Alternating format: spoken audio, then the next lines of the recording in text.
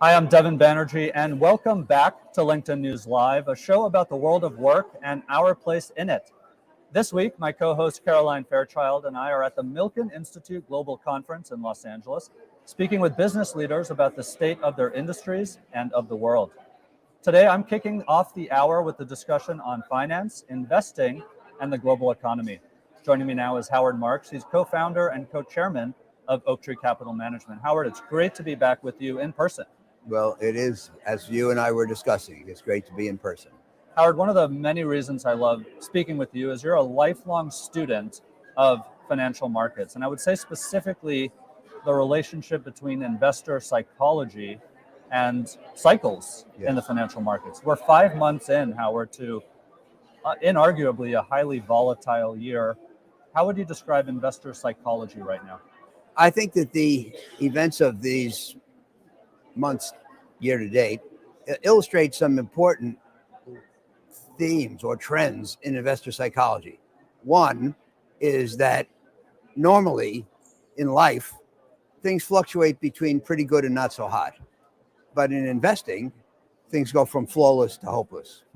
And, a year ago, nobody could think of anything that was wrong or could go wrong. Yeah. And today, it's all over. We're going down for the count. And a lot of the opportunities to make or lose money in the markets stem from the excessive fluctuations of psychology. And we've had a very negative fluctuation. Another thing that I think is important is that when things are going well or have been going well, investors have a great ability to ignore isolated negative developments.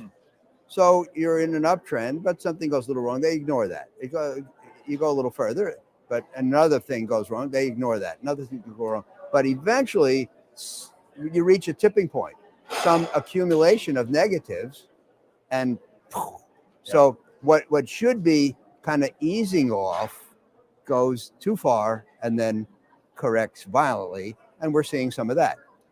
Do you feel this is temporary in the cycle, this pullback? Of course. Well, I mean, it depends on your definition of temporary, right, Devin, but of course it's temporary. I mean, over the long term, the economy grows, companies grow, profits grow, markets rise over the long run. So fluctuations are by definition temporary. So generally, Howard, what is an investor to do about it? As you look out at the landscape of public markets, private markets, different asset classes, big sectors, maybe geographies, where are you seeing some relative value today? The most important thing for a young guy like you or a young woman is to invest.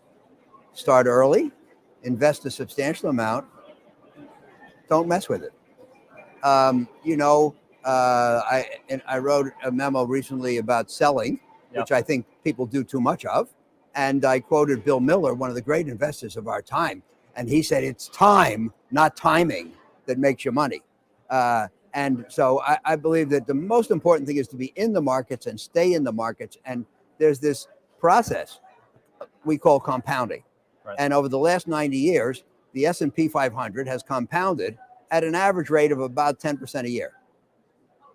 If you started with $1 in 1930, you have about 8,000 today. It's pretty good. So put in the dollar and don't screw it up. Howard, you're 53 years into an investing career. You've entered your sixth. It's half over. I like that.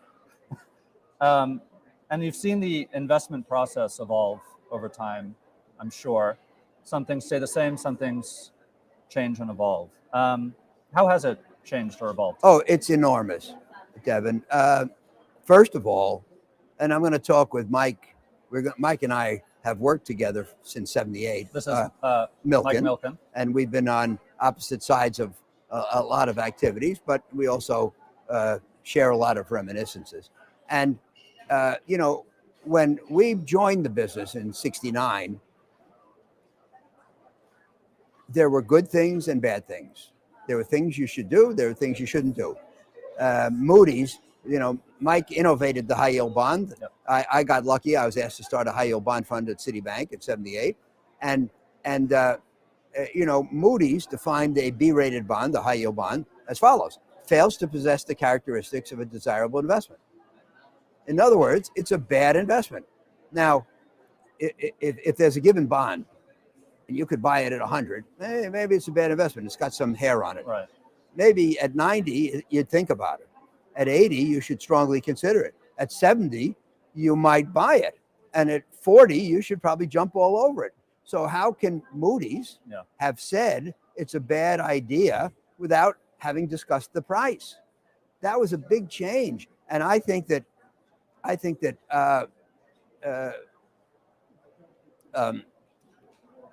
78 and the innovation of high yield bonds was really a sea change in that regard.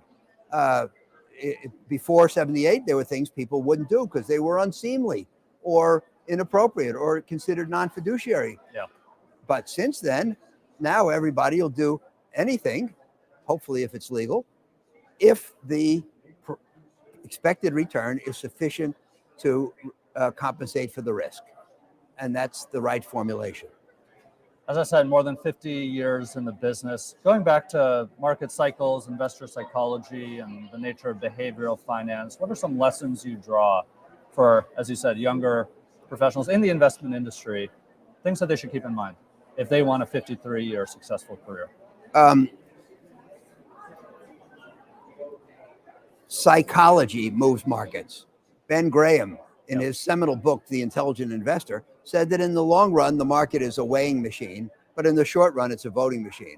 In the short run, the market is moved by swings in psychology and popularity. Number one, they dominate in the short run. Number two, you can't predict them, and you shouldn't try. And you should base your investing not on, I think this is going to go up tomorrow. I think people are going to like this group tomorrow. But what has merit, real tangible merit? What can you buy at a reasonable price?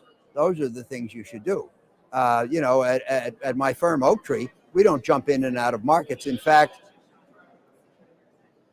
one of the 6 tenets of our investment philosophy is that we're not market timers. We don't get in and out. I was working with my son on my last book, which is about market cycles. Mastering the Market Cycle. Well, you said it, I didn't. It's a great book. Thank you. And I said to him, Andrew, I think that my market calls have mostly been right. And he says, yeah, Dad, that's because you did it 5 times in 50 years. And he's absolutely right. Once in a blue moon, we're at such an extreme of excessive optimism or excessive pessimism that the logic is compelling and the probability of success in getting in or out is high. But in between those extremes, you can't say what's going to happen tomorrow.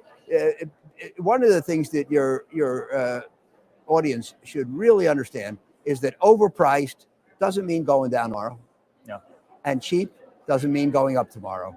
And you can buy something and be in the wilderness for years waiting for it to happen. But if you do it for good, solid analytical reasons, you shouldn't lose heart. Yeah. You can't predict the market cycle. You can understand it. I would recommend Howard's memos and his 2 books as well. Howard, thanks for joining us today on LinkedIn News Live. It's been a pleasure. Thank you for your good high-level questions. That was Howard Marks, co-founder and co-chairman of Oaktree Capital Management. Stay tuned for my co-host Caroline Fairchild with Marianne Markowitz of First Women's Bank. But first, in August, LinkedIn News is releasing a new series about success, setbacks, and sandwiches. It's titled Between the Bread with Nina Melendez. Here's a sneak peek at one episode with author and global spiritual leader Deepak Chopra.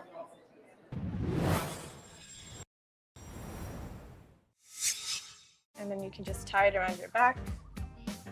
Do you cook? I used to cook a lot. These days, I let my wife do it. We're gonna make sandwiches. Yes. Start putting in the paneer. You have been so successful. Is there anything about your character or your personality that you think has really, what is it? Indian accent. When you started your career, I'm curious if there's anything about those very early years that inform the person that you are today. One day when I was in the village, a young boy was brought to me for psychiatric examination. I said, why do you bring him? He said, he's gone mad. I said, why? He said, there are men on the moon. I said, it's true. I said, but the moon, that's our goddess. We worship the moon. But then I realized that everybody has their own reality. You have to be independent of critics. Independent of criticism. Totally. And flattery. I like flattery, I won't lie. But is that my ego talking? Yeah, but then if you like flattery, you'll be afraid of criticism too. Huh. I was inspired to write the book after I read a quote from Bob Marley. Some people are so poor, all they have is money. What do you suppose is one of the reasons people don't achieve their potential? Limiting beliefs. I'm not good enough. It's very well made, and that's almost very well That made. was my fault. Shall we eat? Yeah, Speaking of genes? absolutely. This is very good. I've never missed in 20 years. Deepak, I need to talk to your wife about your roti rolling skills.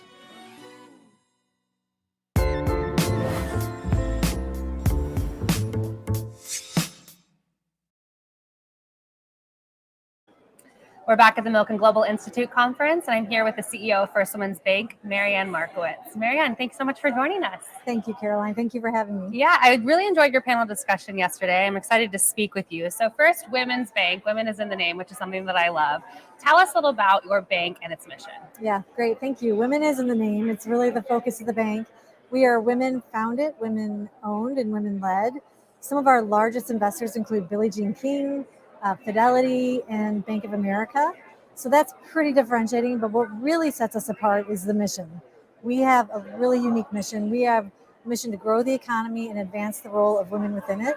We're the only bank in the country with a focus on the women's economy at a national level and a goal to close the gender lending gap. And this focus on women, I think it's something every bank should be doing. So talk to us a little bit about the founding. How did you get support for this? What was something that you were thinking about back then, and how has it grown? Well, I think that the genesis behind this whole idea is the gender lending gap. It's a really significant issue in our country, and if you think about the women's economy, it really informs more about that gender lending gap. So the women's economy right now is growing. I like to say that women have been staging an economic revolution in this country for decades, and so with that. Right now, women own almost half of the small business economy. They own 43% of all small businesses. And that fact is pretty broadly known.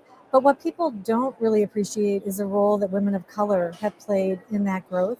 Right now, women of color own 50% of the women's economy. And that number is really rising rapidly. If you look at 2019, women of color were responsible for 89% of all small business starts within the women's economy on a daily basis. So they are really driving the exponential growth. And then when you look at the gender lending gap, with all of that power and all that growth, women are only capturing about 16% in the number of loans. And then if you drill down further, they're only capturing 4% in the dollar amount lent. And so that's the gender lending gap. But really, going back to what I said about where is the growth coming from the women's economy, it's coming from women of color. So that gender lending gap is really at the intersection of a racial gap and a gender gap in this country. So it was really all of the research around that motivated the founders of this bank to pull together the team, myself included, to lead the launch. And then that same gender lending gap, those same facts, that's what motivated all of our investors to come forward to invest. We raised over $36 million in the middle of a pandemic to launch this bank. And we raised it from really mission-aligned investors, including the ones that I mentioned, but also nearly 250 others, primarily women, but also lots of men who support this mission. Well, I definitely want to get into how the pandemic has supported and your cause and what First Women's Bank is doing. But before we do that, let's talk about women of color, particularly who are starting businesses. You mentioned the gap, but particularly since the pandemic, we've seen a lot more women of color start their own businesses, but the funding isn't there. So talk to us about, from the lending perspective, what you're doing to ensure that these women who are starting these businesses are getting their fair shake. Yeah, so, we have a very specific strategy. I don't want to give too much away, but we do target the industries where women lead, and we do it specifically. We don't just do it with advertising. We show up at the industry conferences, we speak, we get the word out about the bank and about the funding that's available. We also did a lot of research around what women prefer and maybe what they feel is not being offered to them in the current sort of financial services space right now. And we formed our bank around those preferences. So, for instance, women really like information. They like an information-rich environment. When women make a decision, myself included, especially an important financial decision, they do their homework and then they do it again. And so there often isn't enough information for them to make that decision in the way they want to. Like, they want to know what the whole process is, how long is the process, where are they at in the process, what are the risks, what are their other options. And so we make sure that all of that is available in the very first conversation. We set up the process, they understand it well. Women also like to feel prioritized in a conversation and in a process. And I hate to say this, but sitting in 2022, still today, if a woman shows up to a financial discussion with a male partner or a husband, often they assume that he's doing the talking, right? He owns the business. It happened to me recently, and it was hilarious because I was there to set up a bank account for the founding of this bank, and they talked to my husband. I was like, "Are you kidding?" So that still happens, and that needs to stop. So women need to feel prioritized. They need information, and so we're offering all of that. We've gone much further, though. In addition to starting a commercial bank just for this purpose of supporting women, we've really created a platform to draw in really support from, all over the economy. We have deposits coming from large global partners, from individuals, from nonprofits, from foundations, all in support of the mission. And I can tell you that as a new bank, I'm so proud of our list of corporate partners. We have Microsoft, Aon, United Airlines, William Blair, Comcast, and Western Gulf Association. And that's just who we announced so far. We've got a whole slate of other corporations that we're prepared to announce over the summer. And it's incredible. I mean, people want to solve this problem. Organizations want to help. And we've created the structure to help everyone participate in the solution. Of course, the pandemic has to have helped your cause in some ways just because of the outsized impact that this crisis has had on women, on working women, on women-owned businesses. How has that helped you on the partner side? How are the conversations that you're having both with corporate partners as well as investors shifted since 2020? Right. Well, I can tell you that, it just was an awakening, on a number of levels. People broadly saw the impact on women. They finally realized how much women are balancing on a daily basis. I think, marriages, husbands and wives were home and husbands saw right in front of them all of their wife, sort of managed on a daily basis in addition to their career. Just sort of raised that issue within corporations. People understood all of that. But also people saw the impact that it had on women business owners. More women business owners failed because of lack of capital. When the government went out and created PPP in the first round, women business owners and diverse business owners were the last in line because they didn't have those pre-existing strong, sort of high-touch relationships with their financial provider. And so all of that was How is that possible, though? Because you go back and you think about PPE, the whole point of that program was to support the most vulnerable, to support those that were impacted the most. So how did that program fail to understand that it was going to be women, it was going to be women of color? I think ultimately most people that want a PPP got it in the end. But in the beginning, right, it came up very quickly. They used banks almost as a utility because it made sense. They were the sort of so many points of connection with small businesses across the country. But the reality is women maybe have had a bank that they deposited with, but they didn't have a credit relationship with that bank. And so it was the businesses that had the credit relationship with the bank that got served first, or especially the businesses that had a strong one-on-one relationship with a banker. So that didn't cut in favor of women. And I think that was all revealed, that women need stronger relationships with their service providers. And so we came up in the midst of that. And I think we've received a really warm reception from our corporate partners, from our investors, certainly from the women's economy. You said something yesterday that has stayed with me. You said you can't just do the easy deals. And it's something that I hear obviously a lot from both recruiters who are hiring women or managers who are trying to make their teams more diverse, where they say you can't just go to the people that you know or take the job applicants that look like you. Bring that framework into the lending process. When you said you can't just do the easy deals, what does that mean? Is that what extra work goes into supporting some of these women because of their different background, their different makeup on the paper side of this whole thing? Right. Like, we always like to say that we create innovative solutions, and we do. We use the SBA lending product as sort of our centerpiece product, the 7A program. It comes with a 75% guarantee. And the purpose of that program, it's an amazing public-private partnership with the government. The point of that guarantee is for banks to be able to use it to stand in for weaknesses in the underwriting process. And it's not always used that way. It's used often to wrap, an already strong loan in a guarantee, and then, banks sell that guaranteed portion. It's a very profitable game, but we use the guarantee for what it's meant to be done for, and we use it to really strengthen the underwriting package and stand in for a lack of collateral. That's particularly important in the women's economy because so much of the women's economy exists in service-related businesses, and service-related businesses often lack collateral. So we're using it the way it's meant to be. We're spending the time to also bring women along in the process and help them find solutions, around sort of the equity down payment portion. And we take the time to really resource the discussion. 1.6 million fewer working mothers during the pandemic that just completely lost their jobs. A lot of them did go out and start their own businesses. That's right. What does that tell you about just the resiliency of working women who went through the ringer during this pandemic and then went out and sought funding? And what makes you optimistic about these businesses that have started in the last few years? Well, it's really exciting for us. We have a fair amount of those mompreneurs or sort of pandemic related businesses that have come out, and we're really excited about it because they got a chance to really test their product, during the pandemic. And so they come to us with some pretty great sort of stats for their startups. I'm really excited. Women have always been resilient. I think that the pandemic just put that on display, right? And so we feel very, very confident about the growth of the women's economy, our role in supporting that, and we look forward to the future. This is the third day of the Milken Global Institute Conference, and we find ourselves here towards the end of it. Any key insights that you're going to take with you moving forward from the conference? Yeah, I think one thing that women, that has been sort of a problem in the women's economy traditionally, it's changing, it's getting better, is that women struggle around networks, right? They are naturally great networkers. They value their networks. There's a lot of authenticity to how they manage them. But women really lack the time to grow their networks and to give the care and feeding that they need. And networks are critically important to business success, not just finding capital, but finding all sorts of resources and opportunity.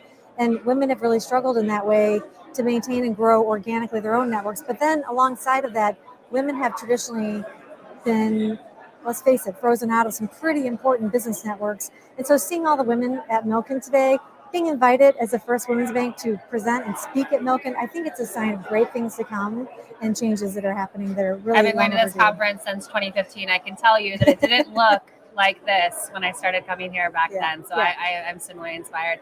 Marianne, thank you so much for doing this. This is a great conversation. Thank you. Thank you, Caroline. That was Marianne Markwitz. She's the CEO of First Women's Bank. Yesterday, my colleague Devin Banerjee sat down with Michael Tubbs. He's special advisor to California Governor Gavin Newsom and founder of the organization End Poverty in California. Let's take a look.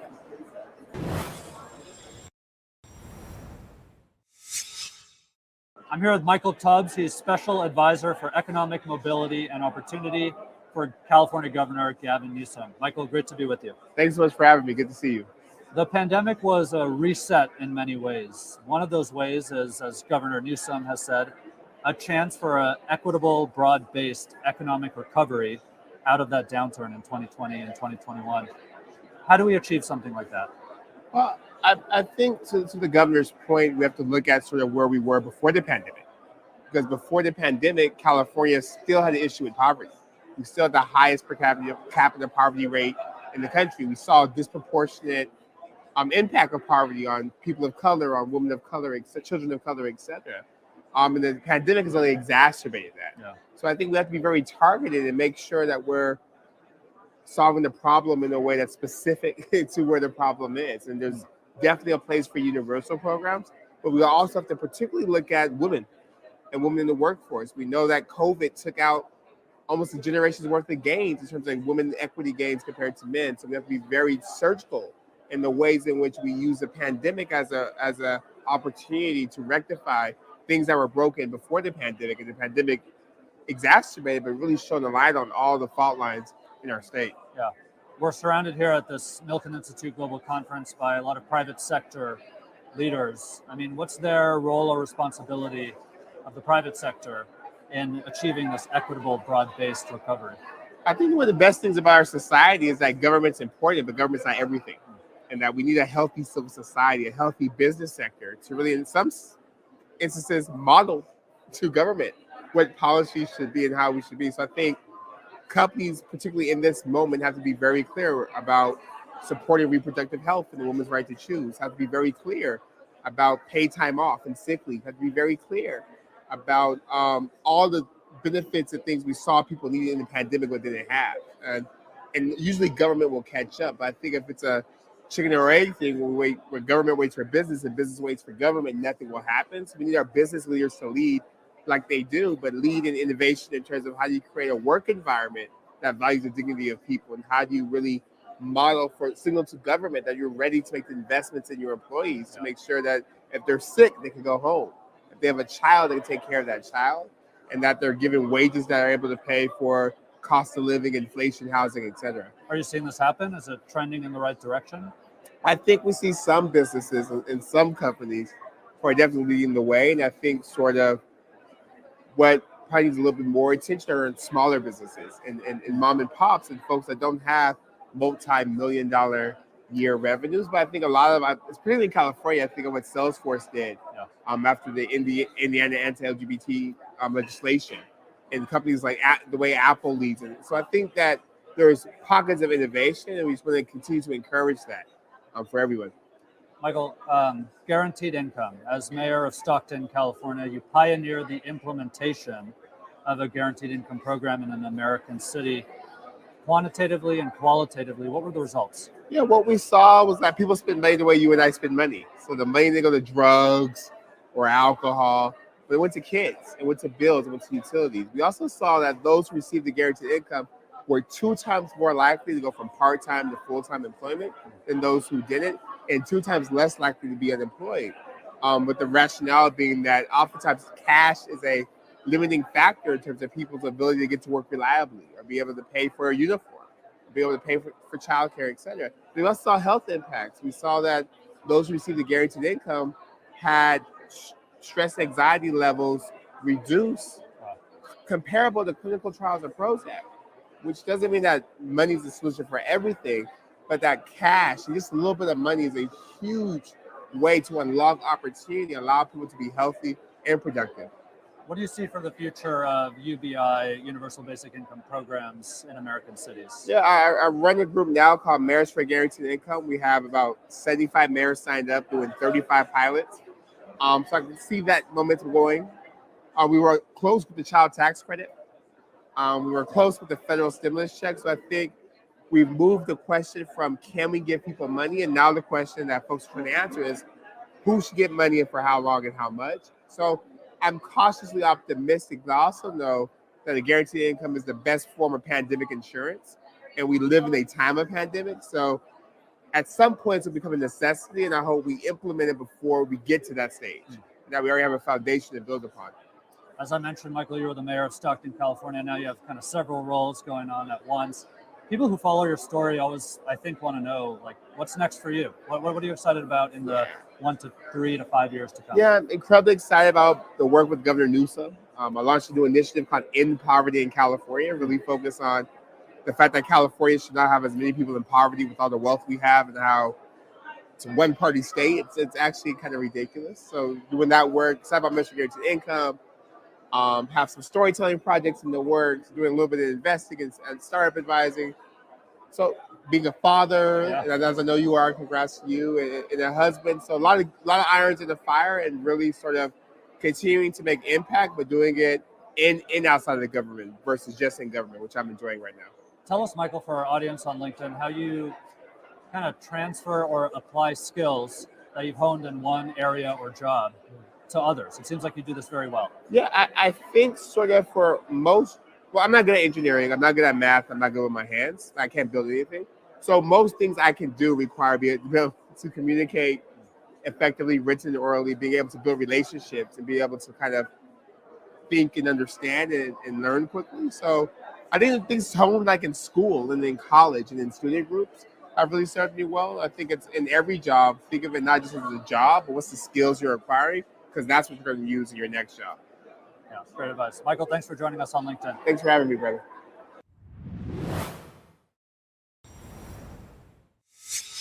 You famously, in the early days, would memorize the license plates of people who worked at Microsoft so that you could see when people showed up and when they left. One of the things that feels like we've learned from this pandemic is that, in fact, we don't have to go to the office. Actually, I'd be curious, do you think that is one of the lessons from this? Certainly for a lot of activities, a lot of the time, you don't need to be in the office. And even to me, where all this digital stuff, Skype, Teams, Microsoft's been a leader, I was impressed by how much we could get done on a global basis.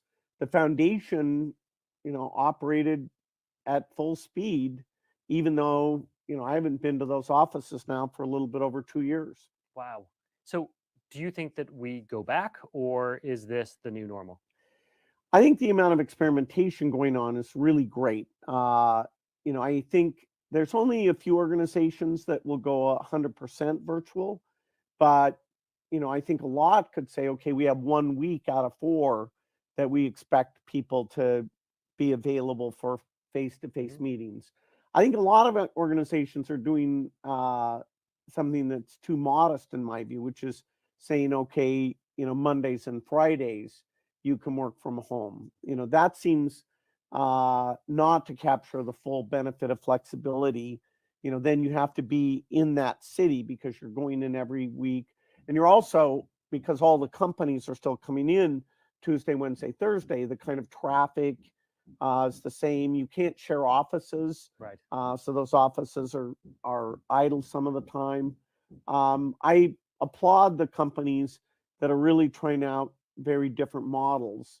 I think young people are more open-minded. I think in some ways managers are less open-minded, but a lot of experiments are being run. And it's interesting to talk to people, like if you were a new employee at the foundation during the pandemic, how was that experience versus those of us who really knew each other from the history of face-to-face interaction? And, can you take more than meetings just casually hanging around and create some digital equivalent of that? Really a lot of investment going in to make these tools better.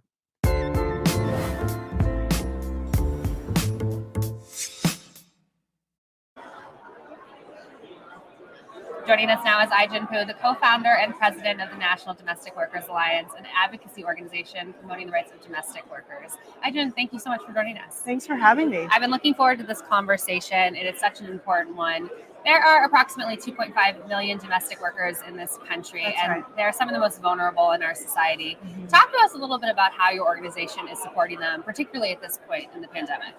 Well, the domestic workforce is kind of spread out in homes across the country, hidden behind closed doors, and has dealt with a lot of exclusions from labor laws and protections. And if you think about it, we've never really valued or seen this work as a real profession, the profession that it is for 2.5 million people. And what that's meant is that coming into the pandemic, for example, 87% of domestic workers didn't have a single paid sick day. And people are earning less than $15 an hour to do some of the most important work in our economy. Take care of the people that we love, take care of our homes. And so our work as the National Domestic Workers Alliance is to improve conditions, to bring dignity and respect to this work, to make these jobs good jobs. And we're at the Milken Global Institute Conference right now, and we were just talking how we've gone here several years in a row, or you were here around 2015. This is a conference of finance folks for the most part. Why are you here? What are the conversations that you're trying to have? It's so interesting. I first started organizing domestic workers in New York City in 1998. And one of the reasons why was because walking around the streets of Manhattan, it's impossible not to notice all of the women of color who are pushing white babies in strollers and taking care of the children of New York City, who are the children of people in finance, people in media, people in corporate law, the people who are operating the global economy, like the ones who are here today. Their work is made possible by this huge and growing army of women who do that work. We call it the work that makes all other work possible, of caring for children as nannies, house cleaners, home care workers who care for the elderly and people with disabilities. The economy could not function without them. And yet these are jobs that are completely unsustainable, right? People are not earning a living wage. People don't have access to benefits or a safety net. And that has huge implications for all of us and the entire economy functioning. A lot of the reason why women have been slower to return to work post-COVID has been because it's been challenging to have access to childcare, to home care for the aging, the caregiving supports that women need in order to return to work. You mentioned those strollers all over New York City, the women of color doing such important domestic work inside and outside of the home. This was all on full display before the pandemic, but one of the silver linings, if you can call that, of this crisis is that it really did expose a lot of the holes in the caregiving infrastructure and economy that we have in this country. How has that shifted the work that you're doing? How have the conversations that you've had on these issues changed? I feel like we all had kind of a care awakening in the pandemic. All of us had our kids home from school, struggling with online learning, crawling all over us while we were on Zoom. We had our parents on lockdown in nursing homes or isolated thousands of miles away from us. And we had to navigate it all on our own in isolation. And I think we all realized that we can be doing the very best we can, and it's still not sufficient because we actually need public policy, we need programs, we need a strong care workforce that can support us, because these are fundamental needs and they are beyond what we can handle alone. We need collective solutions. Speaking of public policy, the National Domestic Workers Alliance has passed Domestic Workers Bill of Rights in 10 states. What does that entail? Talk to us a little bit about how you've pushed that forward. What we've basically done is we've looked at every state and municipality's labor laws, and we've tried to make sure that those laws include domestic workers and they account for the very special nature of working in somebody else's home.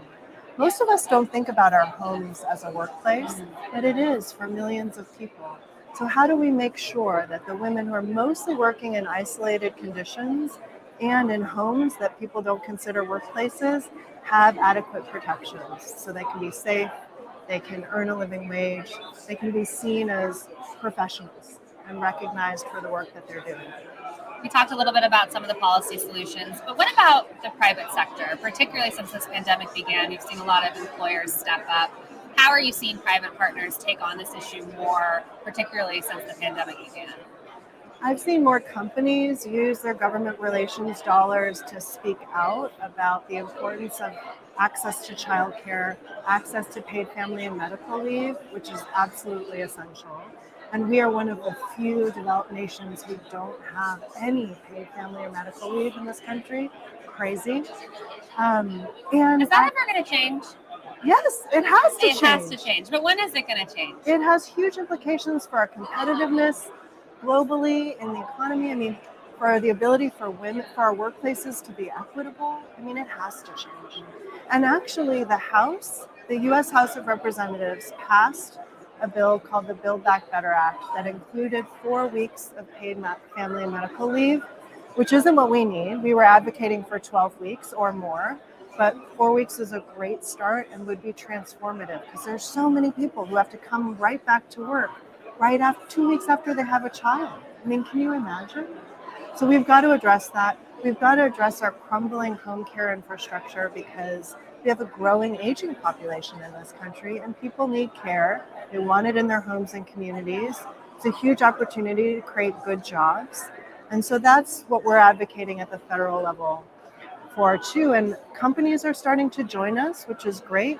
And they're starting to improve their own paid time off policies to support caregivers in a new way, which I also think is really important.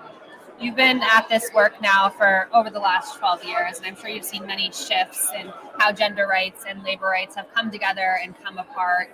I still just can't get over this disconnect of how crucial domestic workers are to the foundation of this country and this economy, and yet there's just so few support systems in place for them. How do you wrap your head around that on a daily basis, that disconnect that just seems so unjust, and it seems like something that should have been fixed by now? I think it comes down to two things. One is that we have historically really seen caregiving as kind of a personal responsibility, and if we can't figure it out, it's a personal failure. Like we did something wrong, we didn't save, or we don't have the right job, or we didn't plan well enough. And I think what the pandemic helped us realize is that we actually need infrastructure and policy and a workforce to support us, that it's not, there's a limit to what we can do to take care of it on our own. The second piece is that we've always just taken for granted that women will take care of it. That women in our households will just woman up and take care of families on top of everything else. And what the pandemic showed us is that it's too much to bear. And that's why we're back at 1988 levels of women's labor force participation. And if we want to be equitable, we want to have growth, we want to be competitive, we've got to address that. When you think about conversations that you're having with families who are going through caregiving crises of their own, how have you seen those conversations shift in this pandemic? You talked about this assumption that women are just going to take that on. Is that changing? How are both employers as well as partners stepping up to kind of say, no, it's not a women's failure if we can't figure this out. This is a societal failure. I think more and more people are starting to get it. And even our elected officials, Senator Bob Casey from Pennsylvania started to say, you know, some people need a bridge and a tunnel to get to work, and other people need childcare, and other people need home care. And I think that awareness is actually really crucial. Very crucial. I totally agree. What gives you hope? In so many ways, you are doing such important work in this country, but it is such challenging work. What keeps you up I guess what gets you up in the morning? What continues to keep you up at night? I mean, the momentum that we have. I mean, here at Milken years ago, we had a care panel and the room was mostly empty. This time we had a conversation and how many years ago was that? I think it was 5 years ago. Yeah. And the room was empty. I can't there imagine were just a few people in the room. And it's so strange because we're all affected by this issue. And I think we're all starting to realize that the pandemic really helped. The room was packed this year. We've got momentum. Yeah, definitely. And momentum that I feel like I've seen and witnessed with other conversations that I've been having with other workers. Who was on your panel earlier on Monday? What were the other conversations that were happening? It was Lauren Miller Rogan, who is a writer and an actor and brilliant. And her mother had Alzheimer's, and she was her family caregiver. So she had this incredible story. And she facilitated our panel. Congresswoman Linda Sanchez was on the panel. She was a champion for paid family and medical leave in the House, continues to fight for these policies. This was a great conversation. All right. Well, thank you so much for joining us, Aijin. This has been such an amazing conversation. And I just thank you so much for joining us and for the work that you're doing. Thank you for having me. All right. That was Aijin Poo. She is the co-founder as well as the president of the National Domestic Workers Alliance. Thanks for all of you who have commented on the stream. You can continue commenting here or check out other news stories to the right of your feed. Or if you're on mobile, you can click into the search box. Tomorrow, tune in to Working Together, a show I host about equity in the workplace, for a conversation with Emmanuel Acho about career pivots and thinking illogically. And you won't want to miss Jesse Hempel's interview with Reid Hoffman and Ben Kusnoka.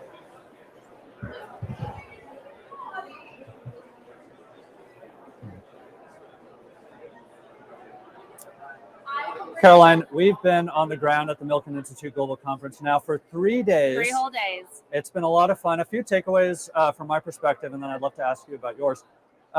Uncertainty is an easy buzzword at these events. Every year people say, oh, uncertainty is high. We don't know what's the outlook for the rest of the year. But billionaire hedge fund investor Ken Griffin on Monday said uncertainty is undoubtedly at its highest level right now since the great financial crisis, because of roaring inflation right now in the United States, this lopsided labor market where there are so many job openings right now, more than there are people looking for work, and war in Europe, of course. And so uncertainty is at its highest level. So that's something to keep in mind.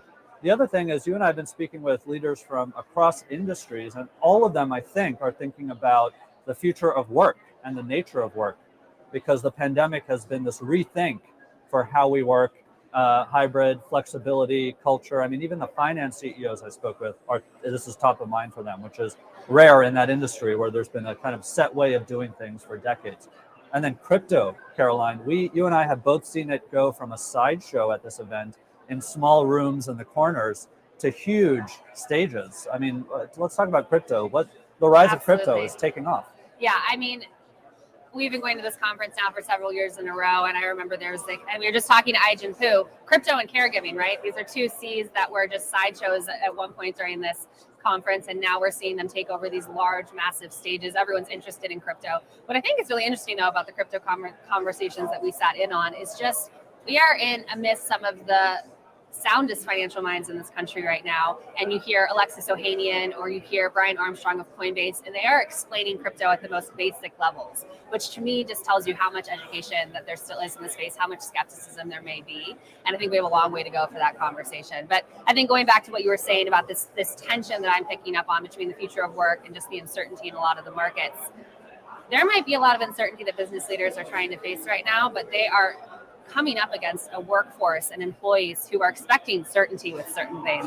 On Monday, we spoke with Rachel Carlson, the CEO of Guild Education, and she said employees are really looking for three things: purpose, pay, and pathways. They want to know that they're getting pay that's going to be equitable. They want to make sure that their job is something that they are enjoying to do, and that's something that's going to give them purpose. And pathways, they want to make sure that the role that they're in right now is going to set them up for the next role. Those are three certain things that leaders are having to deliver on for their employees amid a very uncertain time. Yeah, so amid this uncertainty, we hope that our interviews this week provided some certainty for our viewers. Caroline, that wraps up our live coverage from the Milken Institute Global Conference. I'm Devin Banerjee. And I'm Caroline Fairchild. Thanks for watching LinkedIn News Live.